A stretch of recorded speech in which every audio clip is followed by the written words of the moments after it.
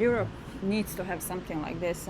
Salah satu benda yang aku agak terkejut lepas aku kahwin dengan orang Europe dan aku selalu ulang-alik pergi Europe adalah kita sebenarnya lagi canggih daripada mereka. Sebab tak ada sistem cashless yang power macam kita. Benda ni aku perasan bila orang daripada Europe mai sini, mereka akan terkejut bila aku banyak guna phone. Terutamanya bini aku lah. Tak bayar? Bayar tak? Kira nak bayar apa-apa lah ni aku guna settle app. So bila mereka nak bayar, aku dah bayar.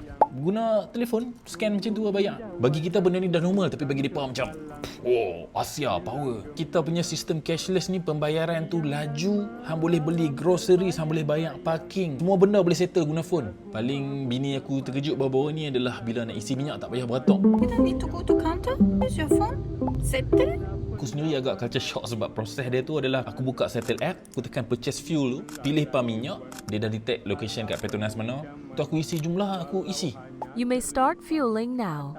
Bila fikir-fikir balik, power kat kita ni. Dan best ni pasal settle app ni kan. Kita kalau beli apa-apa, kita isi minyak ke, kita dapat mesra point. Point tu boleh redeem untuk isi minyak balik. Tak payah nak tunggu certain point untuk hang redeem. Bila-bila aja boleh redeem. Europe needs to have something like this. Itulah saya nak bagi tahu yang Malaysia ni lagi maju daripada Europe. Kiranya orang Melayu lagi power sebab kami ada settle. Betul? Dia tak faham sangat. Tapi betul ya? Betul? Betul. Mari cik. Settle. Settle.